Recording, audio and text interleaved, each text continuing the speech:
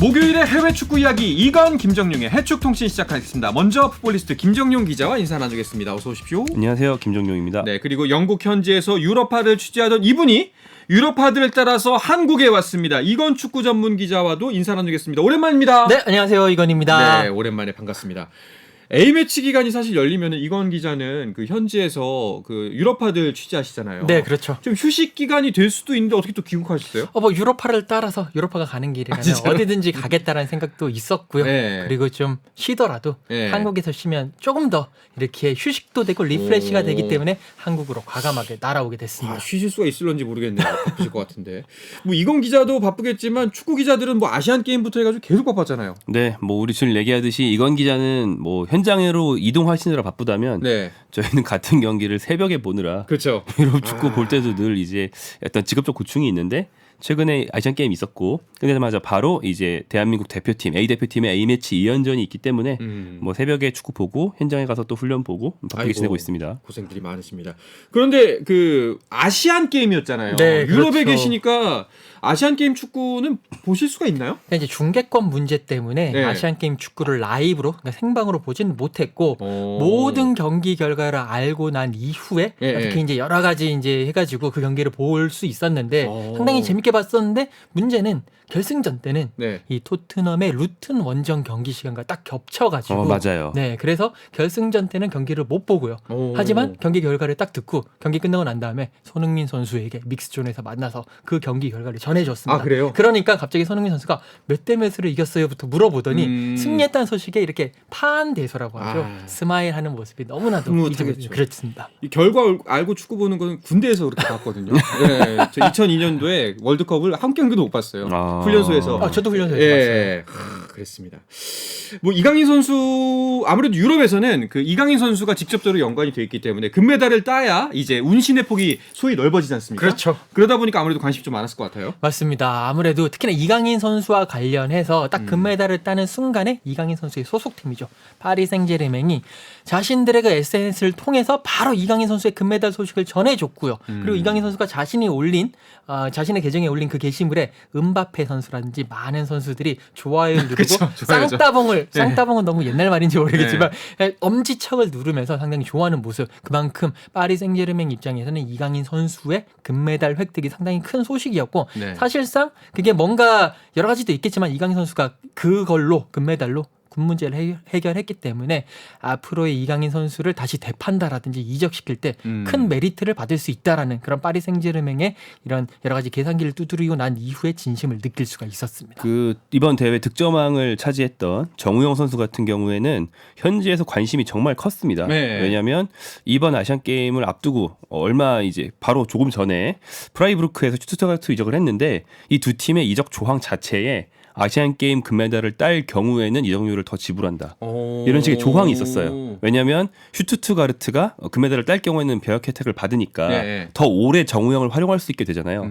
아니면 만약에 메달을 못 땄다면 이제 언젠간 정우영 선수가 국내로 복귀해야 되기 때문에 슈투트가르트가 추후에 이 선수 활용 못할 수도 있는 거거든요. 그쵸. 그런 게 다 엮여 있다는 걸 독일인지 다 알고 여러 구단이 심지어 이적 조항에 넣을 정도로 현재 이제 한국의 병역 제도가 유럽 이적 시장에서 뭐 상당히 중요한 어떤 조항으로 다뤄지고 있을 정도입니다. 그렇죠. 사실 단어만 보면 뭐 되판다, 네. 뭐 이적료를 더 지불한다 라는 말 때문에 조금 좀 저하게 들릴 수도 있긴 한데 프로 리그잖아요. 그렇죠. 사실상 산업입니다. 그 비즈니스고요. 그러다 보니 분명히 뭐 좋은 소식이죠. 프로 그렇죠. 여러분들에게 많은 사람들에게 좋은 소식이었던 것 같습니다. 다만 이제 여담으로 살짝 말씀을 드리자면 네. 이게 축구 쪽 얘기는 아닌데 정말 여담으로 제가 이제 취재를 하다 보니까 이 축구 기자들이 저한테 와서 아시안 게임을 하느냐 그러면서 e스포츠에 대해서 물어보더라고요. 그러면서 페이커도 이번에 혹시나 금메달을 따면 손흥민 선수처럼 병역 면제를 받을 수 있냐 이런 쪽으로 물어보면서 한국의 e스포츠도 유럽의 큰 인기구나라는 거를 여담으로 말씀드리도록 하겠습니다. 그렇죠. 이번 아시안 게임 이렇게 특정 종목이 아니고 전체 대회를 통틀어서 사실 제일 유명한 사람은 그 페이커 이상혁 선수였기 때문에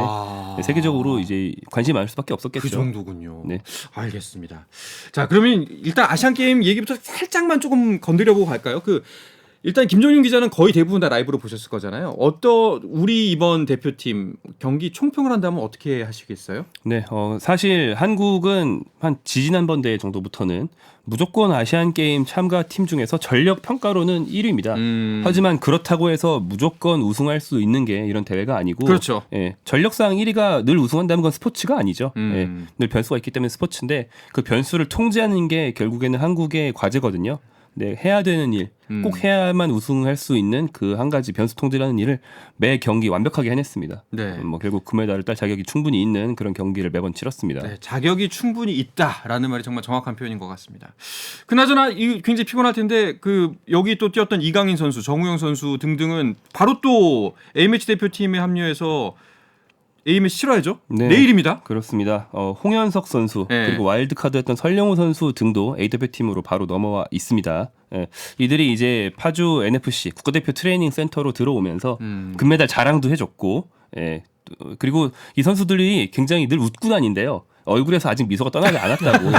그래서 이제 선배 선수들이 네. 보기에는 쟤네들 덕분에 굉장히 우리 형들까지도 분위기가 좋아지고 전체적으로는 흐뭇한 분위기가 파주를 가득 채우고 있다. 네. 이런 증언도 이제 김진수, 김태현 같은 선배 선수들이 해줬는데 말씀드린 대로 상당히 바쁜 일정입니다. 그렇죠. 아시안 게임에서 숨가쁘게 경기를 치르고 나서 A 매치까지 소화를 하게 됩니다. 내일 튀니지와의 경기가 서울 월드컵 경기장에서 있습니다. 근데 비단 뭐 아시안 게임 대표팀만 문제가 아닙니다. 사실 이번 A 매치를 앞두고도 조금 잡음이 들려오는 게 컨디션이 안 좋은 선수들이 많아요. 특히 손흥민 선수. 그렇죠. 예. 손흥민 선수가 지금 토트넘에서 계속 집중 케어를 받고 있습니다. 계속 경기를 뛰고 있는데 허벅지 쪽 그리고 뭐 사타구니 쪽 부상이다. 근육 쪽에 약간 부상이 있는 것 같아요. 특히나 손흥민 선수가 그쪽에 계속 붕대를 감고 토트넘이 경기를 계속 소화를 했는데 이번에도 이제 영국 현지에서도 아니 티니지도 그렇지만 베트남이랑 붙으면서 그러니까요. 왜 손흥민 선수를 차출을 했느냐. 그리고 이제 영국 기자들도 그렇고 저쪽에서도 저한테 물어보기를 베트남전 때 과연 손흥민 선수가 나오겠느냐 이런 식으로 그 몸 상태에 대해서 상당히 걱정을 많이 하고 있는 모습이었습니다. 그만큼 지금 손흥민 선수가 그 부상이 있기 때문에 몸 상태가 100%는 아니고요. 근데 오늘 그 손흥민 선수가 티니지전을 앞두고 기자회견에 나섰는데 일단 훈련을 뛸 수 있다. 그러니까 훈련을 했다. 오늘 훈련을 했다라고 얘기했고요. 그 전까지는 손흥민 선수가 훈련하지 않고 사이클만 타고 계속 몸 상태를 체크하는 그런 모습이었거든요. 근데 오늘 훈련을 했기 때문에 내일 뛸 가능성도 일말의 가능성도 있기는 한데 모르겠습니다. 지금 뭐 축구 팬들이라든지 많은 분들은 굳이 손흥민 선수를 그렇게까지 혹사시킬 이유가 있겠느냐라고 걱정 어린 시선을 보내고는 있지만 위르겐 클린스만 감독 또 고집에 있어서는 일가견이 있는 감독이기 때문에 네.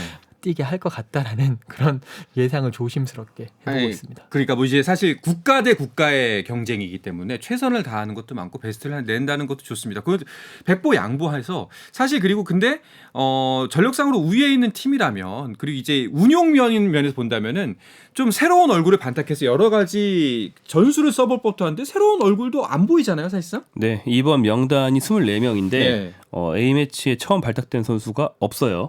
그리고 오랜만에 돌아온 선수들은 좀 있긴 한데 그것도 정말 오랫동안 결정했던 선수들이 아니고 이 케암 한 2번 정도 소집에 빠졌던 부상으로 빠졌던 김진수라든지 3월에 선발됐다가 이번에 다시 선발된 김태환이라든지 이 정도의 변화만 있습니다. 그래서 다 그 보던 얼굴이거든요. 근데 이제 모든 축구팀은 가장 성공 가도를 완벽하게 달리고 있는 상태라고 해도 새로운 얼굴을 1명씩 2명씩은 수급을 해야 됩니다. 네. 이게 고인 물은 썩는다는 얘기가 스포츠에도 적용이 되거든요. 근데 아직 경기력이 좋지도 않은데 고여버리면 이건 문제가 있겠죠. 이 점에서 좀 우려를 많이 받습니다. 사실 뭐 오늘 길게 다루진 않겠습니다만 굳이 베트남하고 평가전을 소중한 기회를 기왕이면은 뭐 베트남이 싫다는 게 아니라 기왕이면은 뭐 다른 색깔이나 좀 강력한 팀을 만나서 우리의 전열을 정비하고 실력을 향상시키는 데 쓰면 되지 않을까 하는 비판점도 굉장히 많거든요. 좀 논란 제조기 역할을 자처하고 있는 건 아닌가 여러 가지 좀 안타까움이 있습니다. 또 게다가 그 클린스만 감독 뭐 지난번 A매치 끝나고는 귀국을 잠시 했습니다만 또 다시 또 잦은 외유가 논란이 계속해서 되고 있습니다. 유럽에서도 혹시 이런 소식들이 들려온 게 있었나요? 이제 예전에 클린스만 감독이 처음에 한국 대표팀을 맡았다. 라고 했을 때 몇몇 이제 영국 기자들과 얘기를 했어요. 그러면서 니네 감독이 뭐 클린스만이라며 얘기를 하니까 다들 얘기하는 게 뭐 독일 대표팀 때도 그랬고 미국 대표팀 때도 그랬고 아마 한국에 많이 안 지내고 있을 거다라는 걱정을 하더라고요. 그리고 제가 그 얘기를 그 기자한테 당신이 얘기한 대로 한국에 별로 없다. 계속 외유를 다니고 있다. 그러니까 내가 얘기하지 않았느냐. 클린스만 감독의 스타일이 항상 그 나라에 있지 않고 독일에 있었을 때도 독일에 있지 않고 미국에 있을 때는 그래도 미국에 많이 있었지만 자기 집이 미국이기 때문에 전체적으로는 항상 외유를 다니고 자기가 하는 일들이 너무 많고 셀러브리티이기 때문에 그쪽에 가외 활동에 너무 많이 할 것이다. 그래서 아마도 한국에서도 문제가 될 것이다 라고 적중을 했거든요. 그렇기 때문에 지금 그게 이 유럽 축구계에서는 클린스만 감독의 하나의 아이덴티티라고 할까요? 하나의 특성이다라는 쪽으로 받아들이고 있는 느낌인 것 같고요. 결국에는 그쪽 기자들도 그렇고 관계자들도 일단은 성적만 내면 되는 거 아니냐. 근데 성적이 안 내게 되면 아마 그게 큰 논란이 될 것이다 라는 그렇죠. 사실을 잘 알고 있고요. 거기에 대해서 계속 주시를 하고 있는 그런 모습입니다. 뭐 저는 틀린 말이 하나도 없습니다. 성적만 내면 상관이 없는데 일단은 지금까지의 모습이 썩 마음에 많이 모자르기 때문에 우리 마음에 많이 모자르기 때문에 비판이 나오고 있습니다. 그래서 일각에서는 축구협회 유럽 오피스 아예 철수해버리자. 철폐해버리자. 이런 것도 유럽 오피스를 설치하자. 뭐 이런 것도 있다면서요. 네, 축구협회에 유럽 오피스를 설치하면 좋겠다라는 말을 클린스만 감독이 최근 인터뷰에서 좀 반복적으로 했는데 이게 뭐 말자체는 좋습니다. 일본 축구협회가 이렇게 하고 있는데 독일에 아예 일본 축구협회 출장소를 세워서 그 수많은 일본 유럽파들을 거기서 이제 관리도 해주고 심지어는 그 출장소 근처에 있는 경기장에서 하는 경기는 일본의 홈 경기처럼 개최를 할 수 있게 독일 축구협회와 긴밀한 협조를 해놨어요.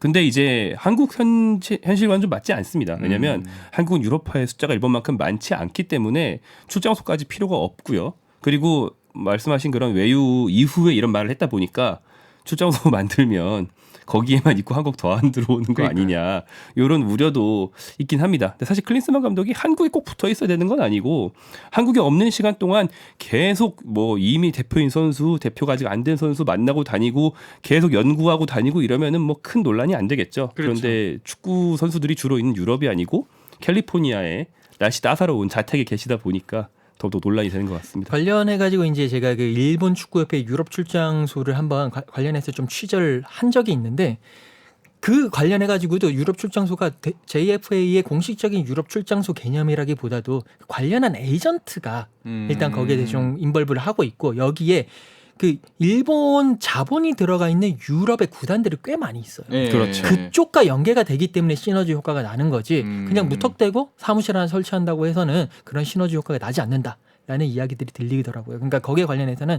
좀 더 심도 깊은 논의가 있어야 될 것 같습니다. 이 지점도 좀 궁금했습니다. 사실상 이게 원래 유럽 이런 유명 감독들이 이런 식으로 이제 운영을 하고 팀을 운영을 하는 게 맞는 건지 우리가 어떻게 보면은 이런 감독이 좀 생소해서 반발심을 갖는 건지 이게 좀 헷갈렸거든요. 그러니까 유럽에 있는 대표팀 감독들이 거의 이런 감독들은 거의 없어요, 사실. 왜냐하면 뭐 잉글랜드 감독, 뭐 스페인 감독 다 그 나라에 살고 있거든요. 대부분 자국 감독이기 때문에 네, 일단 그렇게 살고 네. 있으니까. 그리고 뭐 아시아에 있는 감독이 유럽 대표팀의 감독을 할 일은 없다 보니까 예를 들어서 유럽에 있지만 유럽에 뭐 예를 들어서 뭐 잉글랜드 감독인데 그 사람의 그 국적이 스웨덴이야. 옛날에 에릭슨 감독 같은 경우에는 스웨덴 감독 그리고 또 그 이탈리아 감독 파비오 카펠로 감독도 이탈리아 감독이었지만 그 감독들도 이탈리아와 잉글랜드를 계속 왔다 갔다 했었거든요. 그런데 이 클린스만 감독 같은 경우에는 이것이 그 사람의 특징적인 것도 있고 옛날에 반 마르베이크 감독도 사우디 감독했었을 때 네덜란드 왔다 갔다 했던 적은 있거든요. 하지만 이렇게까지 재택근무를 많이 하는 감독은 어떻게 보면 좀 처음이다라는 게 이제 좀 뭐 그런 모습이 있고 어쨌든 간에 이제 저도 이제 여러 가지 얘기를 많이 하고 했지만 성적만 내면 되는데 그렇죠. 네, 성적만 내면 이게 문제가 안 되는데 성적이 안 나니까 가장 큰 문제가 되는 것 같고요. 계속 아시안컵 때까지는 좀 지켜봐야 될 것 같습니다. 여기서도 또 한 발 더 물러나서 지금 현재 성적이 안 좋더라도 무언가 미래에 보이는 비전이나 전술적 지향점이 있다면은 좀 참고 기다릴 수도 있다고 생각하는데 그런 부분도 안 보이잖아요, 사실. 네, 안 보이죠. 뭐 여러 취재와 여러 이제 그동안의 행적을 통해 볼 때 클린스만 감독은 좀 거칠게 말하면 비전은 그 장기적인 계획은 대표팀에 필요 없다라고 생각하는 것 같아요. 왜냐하면 독일과 미국에서 이미 장기적인 계획 없이 해봤는데 되더라. 내가 독일은 4강, 미국은 16강에 월드컵에서 올렸다. 근데 그때도 비전 없었다. 비전 없어도 된다. 대회 임박해서 컨디션만 끌어올리고 또 투지만 있으면 좋은 성적 낼 수 있는 게 대표팀이다. 실제로 이렇게 생각한다는 뭐 취재 결과가 굉장히 많이 맞아요. 있습니다. 그때 이제 영국에 왔었을 때 인터뷰를 만나셨죠. 했었는데 네네. 그때 하는 얘기가 아시안컵을 앞두고 아시안컵에 대한 열망, 그러니까 I'm hungry, I'm still hungry 이런 그런 열망만 키우면 우리의 전력으로는 아시안컵 우승할 수 있다. 우승을 자신하는 그런 감독이었거든요. 그러니까 뭐 그 전에는 내가 굳이 K리그 가서 선수 볼 필요 있느냐? 나는 인터내셔널 감독이기 때문에 인터내셔널을 봐야 된다.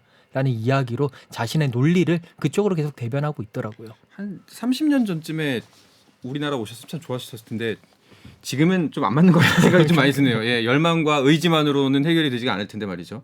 자, 그래서 솔직히 말씀드리면은 좀 튀니지전 크게 기대가 되진 않습니다. 뭐 튀니지는 뭐 관전 포인트 어떤 점을 보면서 우리 대표팀의 경기를 살펴봐야 될까요? 일단 티니지 같은 경우가 FIFA 랭킹이 29인데 우리가 지금 26이니까 큰 차이는 없습니다. 카타르 월드컵 당시에 티니지가 덴마크와 0대0으로 비기고 호주에게 0대1로 지고 프랑스에게 1대0으로 승리를 했거든요. 이 부분에 있어가지고 그래도 어느 정도 용호 상박이 가능한 팀이 아니겠느냐라는 평가가 있고요. 그리고 이제 이 티니지에는 메뉴에게 유망주 선수, 그러니까 메뉴에서 뛰지는 않고 이제 올 시즌 뛰기 시작했는데 유망주인 메브리라든지 쾰른에 있다가 프랑크푸르트로 이적한 스키리 선수 정도가 관심사를 가지고 있는 그런 선수인데 그 선수들도 그렇게 올라서 있는 선수는 아니기 때문에 우리가 관전 포인트로는 우리가 이 정도 팀 이기지 못하면 아시안컵 우승할 수 있겠느냐. 에 대한 그런 쪽의 관전 포인트 가지고 경기를 보시면 될 것 같습니다. 일단은 약간 그 튀니지도 그렇고 베트남도 그렇고 지금 현재 성적 급급한 상대가 아닐까라는 좀 걱정이 앞서긴 합니다, 사실. 네, 튀니지 같은 경우는 그래도 베트남보다는 훨씬 강한 팀이죠. 네. 이건 기자 얘기해 주신 대로 월드컵에서 이제 승리도 했던 팀이고요. 그러니까 북아프리카 특유의 경기 운영 방식을 똑같이 가지고 있는데요. 말제리 등의 나라와 비슷하게 모로코랑도 비슷하고요. 수비나 중원 싸움은 상당히 끈끈하게 끈질기게 하고 뭐 좀 끈기가 있습니다. 그리고 공격할 때는 굉장히 빠르고 스피드가 있으면서도 좀 힘도 있고 그래서 서아프리카나 남아프리카 팀들의 완전히 탄력 위주의 경기 운영과는 달리 좀 끈끈하고 상당히 골치 아픈 면이 있거든요. 약간 북중미랑 비슷한 면도 있고요. 그래서 이런 스타일의 팀을 상대할 때 한국이 얼마나 경쟁력을 보여줄 수 있는지 봐야 되는데 문제는 홈이기 때문에 튀니지 선수들이 한국에 와서 실력을 잘하고 원래 실력을 보여줘야만 우리가 그런 걸 테스트할 수 있을 것이고 튀니지가 이제 제 컨디션이 아니라면 한국으로서는 좀 싱거운 상대가 될 수도 있습니다. 알겠습니다. 자, 일단 튀니지와의 경기는 내일 펼쳐지게 됩니다. 자, 축구 대표팀 이야기 나눠봤는데요. 해외 축구 이야기도 잠시 쉬었다가 와서 더욱더 재밌게 나눠보도록 하겠습니다.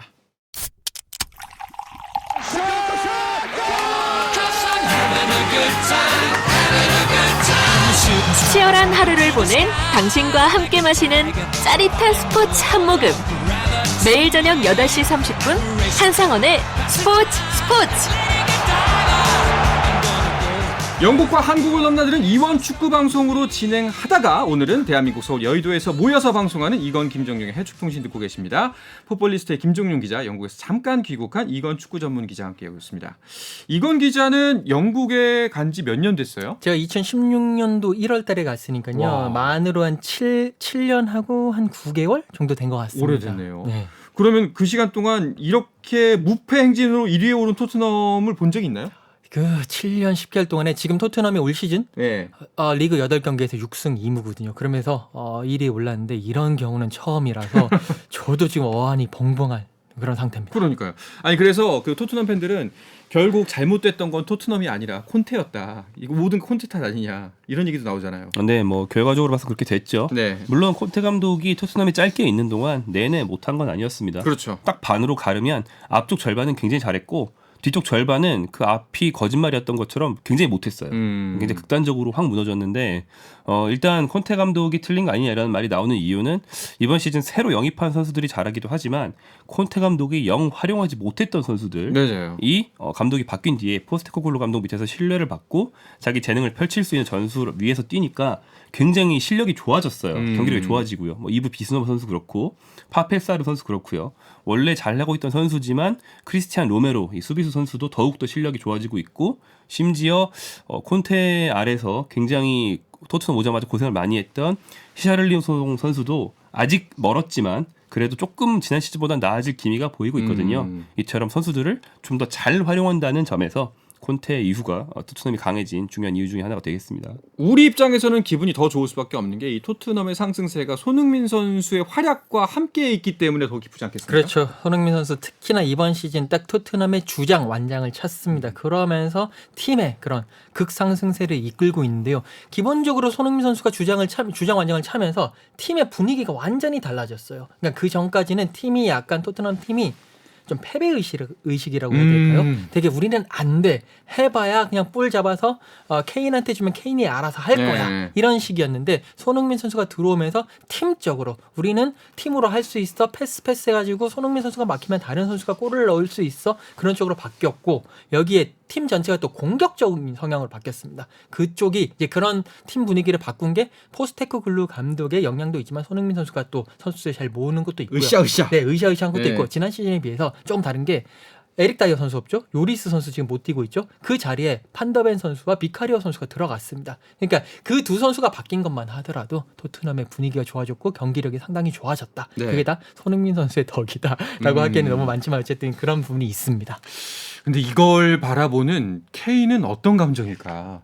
씁쓸하지 않을까요? 네, 뭐 그럴 수도 있겠죠. 네. 일단 겉으로는 좋은 말을 하고 있어요. 음. 네, 토트넘 이제 나는 다른 곳에 있지만 여전히 응원한다.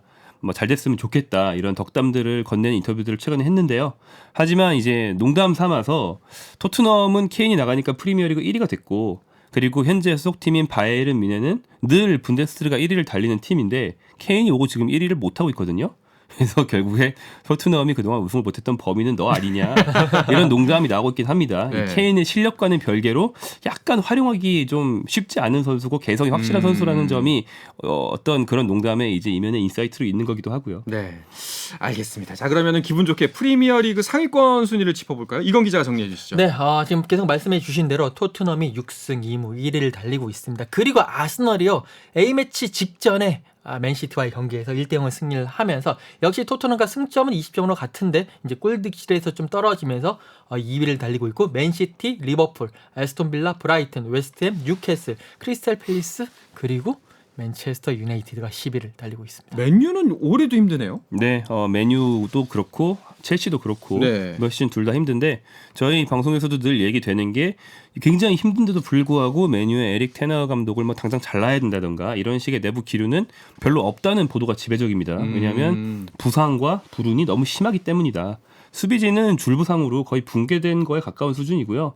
공격진도 야심차게 팀에서 발굴한 선수, 또 야심차게 영입한 선수들이 1년 단위로 데이트 폭력 사건을 일으켰다는 그런 혐의 때문에 팀에서 사라졌어요. 네. 2명이나 같은 포지션이 이런 다양한 뭐 불운의 뭐 부상 이런 것들이 겹치면서 메뉴는 뭐 상당히 안 좋은 외부 요인들로 인해서 좀 추락해 있는 상태입니다. 그리고 챔피언스리그에서도 초반에 갈라타사라이한테까지 이제 이기지 못하면서 2연패를 당했죠. 참 뭐 안 되는 집안에서는 뭐 이것저것 뭐 앞으로 넘어져도 아니 뒤로 넘어져도 코가 깨진다고 뭐 이런 상황이 아닌가 싶을 정도는 생각이 드네요. 자, 우리나라 유럽파들 소식도 간단하게 짚어볼까요? 황희찬 선수도 요즘 잘하고 있죠? 네, 황희찬 선수 상당히 상승세를 타고 있는데 A매치 직전에 열린 아스톤빌라와의 홈 경기에서 시즌 6호 골이자 리그 5호 골이고요. 그리고 3경기 연속 골을 집어넣었습니다. 리그에서 5호 골이면 지금 손흥민 선수보다 한 골이 아래거든요. 그러니까 득점 랭킹 그러니까 4위. 네, 1위가 얼링 홀란 선수고 2위가 손흥민 선수하고 이제 한 명 더 있어요. 그렇게 네. 6골로 2위를 달리고 있고 그리고 이 황희찬 선수가 4위로서 득점 랭킹에도 상당히 올라와 있습니다. 그만큼 황희찬 선수가 올 시즌 들어서 뭔가 프리미어리그에 적응했고 플레이가 상당히 좋아졌다라고 보실 수가 있겠습니다. 한국 선수 2명이 프리미어리그 득점 랭킹 2위, 4위. 그렇죠. 굉장한 시즌 초반이라고 할 수 있겠고요. 황희찬 선수는 그동안 부상으로 제대로 못 뛴 경우들이 많았기 때문에 네. 또 소속팀 울버햄턴이 이번 시즌보다 득점력이 낮은 경우가 많았고요. 그래서 프리미어리그뿐 아니라 본인이 빅리그 경력을 통틀어서 시즌 최다골이 5골이었어요. 근데 지금 8경기밖에 안 했는데 5골입니다. 그래서 이번 시즌 뭐 한 골만 더 넣어도 커리어 하이고요. 네. 뭐 이 페이스면 10몇 골 충분히 넣지 않을까 기대가 되는 시즌이죠. 정말 좋은 추세네요. 그러면 다른 유럽파들은 어떤가요? 네, 김민재 선수 얘기를 할 수 있겠죠. 네. 김민재 선수는 최근 소속팀 바이에른 뮌헨 경기에서 4년 8개월 만에 한 경기에서 패스를 가장 많이 한 선수라는 기록을 세웠습니다. 네. 예, 한 라운드에 9경기씩 열리고 그게 1년에 34라운드가 있으면서 그거를 4년 8개월을 해야 이제 김민재 선수만큼 패스를 한 선수가 나온다 이런 얘기인데 그만큼 김민재 선수가 빌드업 또 수비 양면에서 굉장히 많은 짐을 짊어지고 있습니다. 세계 최강 팀으로 가서 좀 편하게 축구할 줄 알았는데 뭐 경기 전술적으로 걸리는 부담도 그렇고요. 또한 센터백이 애초에 몇 명 없는 상태에서 시작했는데 3순위 후보 센터백이 부상당해서 김민재를 비롯한 2명이 늘 뛰고 있었고 이번 A매치를 앞두고 김민재 선수의 파트너인 우파메카노까지 부상을 당했어요. 그래서 A매치 마치고 돌아가면 김민재 옆에는 본업이 센터백이 아닌 선수가 알바를 하러 와서 김민재 파트너로 뛰어야 됩니다. 그 정도로 굉장히 많은 짐을 짊어지고 바이에른 뮌헨이라는 거함을 거의 뭐 지탱하고 있는 그런 상황입니다. 약간 그거 같네요. 그 대기업 가면 월급 많이 준다고 해서 갔더니 그만큼 뽑아 먹는다고. 네. 맨날 야근시키고. 우리 부서가 저 한 명이에요? 이렇게 되는 겁니다. 그러니까요. 알겠습니다. 자, 이야기를 끝으로 이번 주 해추통신을 마치려고 하는데요. 이건 기자는 다음 주에도 스튜디오에서 볼 수 있나요? 네, 다음 주까지 스튜디오에서 야, 보고 네. 넘어가도록 하겠습니다. 그 다음 주에는 김정윤 기자랑 터치하시죠. 네, 그래요. 네, 김정윤 기자가 영국 가시고 좋지 않아요? 제발 그렇게만 해주신다면 제가 네. 알겠습니다. 두 분은 다음 주에 또 이 자리에서 뵙기를 약속드리면서 오늘은 여기서 마치도록 하겠습니다. 이건 기자, 김정윤 기자 두 분 모두 고맙습니다. 고맙습니다. 자, 내일도 저녁 8시 30분에 뵙겠습니다. 한상원의 스포츠.